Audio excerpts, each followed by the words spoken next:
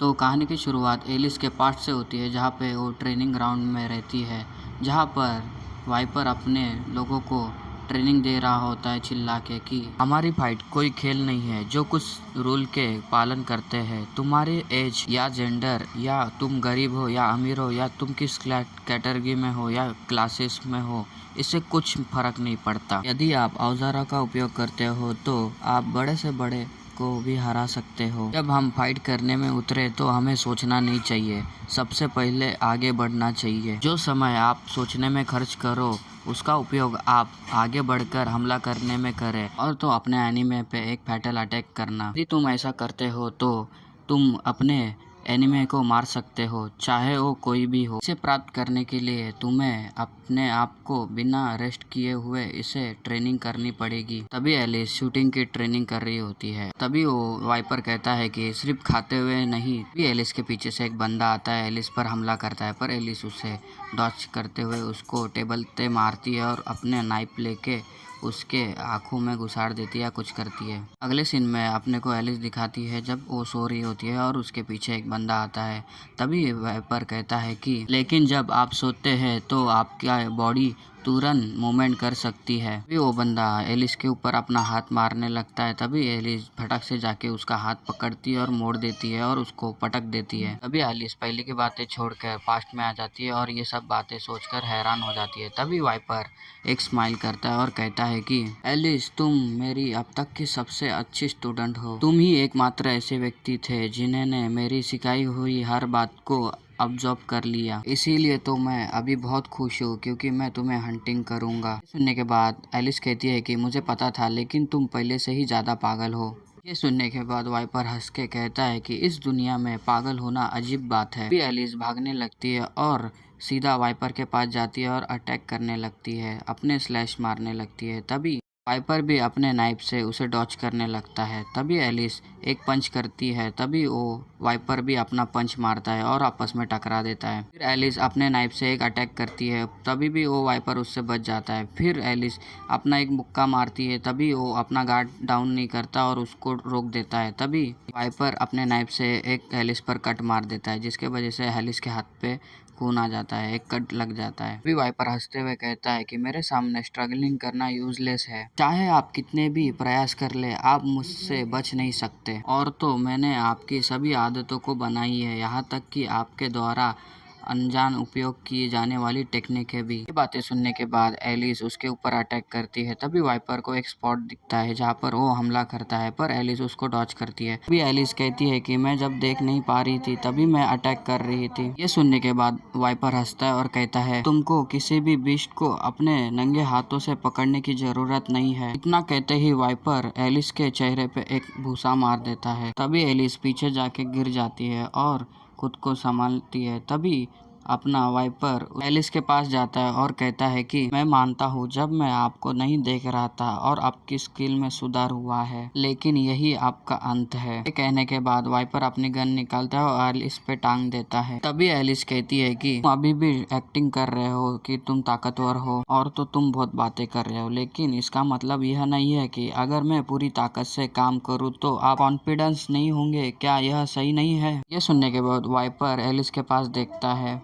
फिर वो वाइपर कहता है कि आप बहुत बातूनी हो गए हो, और फिर गोली चलाने ही लगता है। तभी उसके ऊपर कोई गोली चला देता है, जिसके वजह से वो उसको डॉच करता है और कवर में जाके छुप जाता है। इस मौके का फायदा देख के एलिस उठती है और वहां से भागने लगती है। तभी ये अपना वाइपर देख लेता है और उसके ऊपर गोलियां चलाता है, पर एलिस जैसे तैसे करके वेयर हाउस से बाहर निकल जाती है। तभी भी वाइपर उसके ऊपर गोलियां चलाता है। तभी वाइपर के ऊपर भी कोई गोलियां चलाता है। तभी वाइपर गुस्से में कहता है कि एलिस का कोई पार्टनर है? मैंने सोचा था कि निश्चित रूप से वो अकेली होगी। तभी वेयर हाउस के दूसरे वाला गेट दिखाते हैं, जहाँ के उसके पीछे अपना इजिन मास्क लगा हुआ होता है और वहाँ पे एक बंदा नॉक पड़ा हुआ होता है। तभी इजिन अपना एलिस के पास देखता है और एलिस तभी वहाँ से भागने लगती है।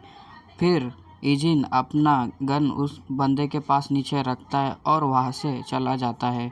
तभी वो बंदे को दिखाते हैं जो अपनी साइड में गन पड़े हुए रहती है। तभी एक गली का सीन दिखाते हैं जहाँ पर एलिस उस घर में अपार्टमेंट में आई होती है और रूम लॉक करके उसी दरवाजे के पीछे बैठी हुई होती है और हाँफते हुए कहती है कि सभी लोगों में से हंटिंग डॉग वाइपर था। अभी एलिस सोचती है कि उस टाइम किसने बचाया, वो कौन था, इससे कोई मैटर नहीं होता। अब इम्पोर्टेंट बात यह है कि वाइपर मेरे पीछे है, टाइम मिलने पर वो मेरा पता लगा सकता है। उससे भी ज़्यादा इम्पोर्टेंट वो बात है, जल्दी से वो एंडरसन की लोकेशन ढूंढ लेगा। ये अपना एलिस का छोटा भाई होता है। अभी एलिस वहाँ से उठती है और वहाँ से जाने लगती है और कहती है कि मुझे जल्दी से वापस जाना है और एंडरसन को दूसरी लोकेशन पर ले जाना होगा, या तो कोई दूसरा रास्ता खोजो। ये कहते ही वो एलिस को कुछ याद आता है। वाइपर के लोग ईजिन का पीछा कर रहे थे। इसके अलावा वो अगर ये सोचते हैं कि इस घटना के कारण वो बच्चा मुझसे रिलेटिव है तो यह बहुत डेंजर हो सकता है। ये सोचने के बाद वो गुस्सा करती है और अपना हाथ दीवार पे मारती है जोर से और कहती है कि नहीं, ये नहीं हो सकता। फिर वो कुछ सोचती है और फिर फोन निकालती है और फिर किसी को शायद फ़ोन लगाती है मदद मांगने के लिए। फिर सिम शिफ्ट होता है, हमें एक बाइक को दिखाते हैं जो बड़े स्पीड से हाईवे से जा रही होती है और वो कोई नहीं, अपना ईजिन होता है। तभी ईजिन कहता है कि फॉरेस्ट ने अपने हंटर को छोड़ दिया है। शायद ईजिन फ़ोन पे बात कर रहा होता है। तभी दूसरे साइड दिखाते हैं जो एक बंदा लैपटॉप पे कुछ कर रहा होता है। तभी ईजिन कहता है कि वो फॉरेस्ट को धोखा देने वाले एजेंट से निपटने के लिए जिम्मेदार है। इस बार वो एलिस को पकड़ने के लिए आगे बढ़े हैं। ये सुनने के बाद ईजिन कहता है अभी कुछ देर पहले ही यहाँ फाइटिंग हुई थी। तभी दूसरे इधर दिखाते हैं 07 को दिखाते हैं जो आगे कहता है कि क्या तुम्हारा मतलब यह है कि एलिस और फॉरेस्ट के हंटर डॉग्स थे। ईजिन कहता है कि यदि एलिस की फाइट एक हंटर डॉग से थी। सुनने के बाद 07 कहता है कि एलिस को पता लगने समय ही उनके एक दूसरे से मुलाकात हो गई होगी। एलिस ने जल्दी से निपटने की कोशिश की होगी। तभी 07 सर पर हाथ लगा कर कहता है कि नहीं, एलिस हार गई और भाग गई। फिर हैरान होता है और कहता है कि क्या एलिस खो गई है? क्या ये हंटर्स डॉग इसमें सचमुच स्किलफुल है? तभी ईजिन कहता है कि स्किल को छोड़ दे तो कॉम्बैट खराब थी। अपोनेंट ने एलिस के सभी अटैक को पढ़ लिया गया था। इतना कहते ही सीन शिफ्ट होता है और हमें 02 को दिखाते हैं और उसके लोगों को जो नंबर उधर बैठे रहते हैं। तभी उनमें से कोई कहता है कि एलिस ने अपने छोटे भाई की प्रोटेक्ट करने के लिए कोई मदद मांगी है। तभी 02 कहता है कि हाँ सही है। तभी टैटू वाला नंबर कहता है वो खुद ही उसको प्रोटेक्ट क्यों नहीं करते, वो परेशान करने वाली है लेकिन वो कैपेबल है। ये सुनने के बाद 02 कहता है कि एलिस के अकॉर्डिंग वो चाहती है कि हम उस बच्चे की प्रोटेक्ट करें जिसे वो SWS से जानती थी। ये सुनने के बाद सभी लोग हैरान हो जाते हैं। उनके पास क्वेश्चन मार्क आता है और लोडिंग चालू होती है। मतलब ये क्या है, ईजिन की मदद करना? ईजिन सबकी मदद करता है। फिर उसमें से एक छोटा वाला नंबर कहता है कि अरे क्या एलिस ने उस बच्चे को मेंशन किया है, क्या वो 01 है? अभी ये सुनकर 02 कहता है कि मैं यदि यही निकाल पे पहुंचा हूँ। ये सुनने के बाद फिर उन लोगों के ऊपर एक क्वेश्चन मार्क आता है। फिर वो टैटू वाला बंदा मोटे के पास देखने लगता है। सभी एक मेक को देखने लगते हैं। तभी टैटू वाला नंबर कहता है तो एलिस चाहती है कि हम 01 को प्रोटेक्ट करें। उसने हमें अपने छोटे भाई को और 01 को प्रोटेक्ट करने के लिए कहा। तभी 02 कहता है कि हाँ सही है। तभी टैटू वाला नंबर कहता है कि गुस्से में ये क्या बकवास है। ये सुनने के बाद वहाँ पे सन्नाटा हो जाता है, कोई कुछ नहीं बोलता।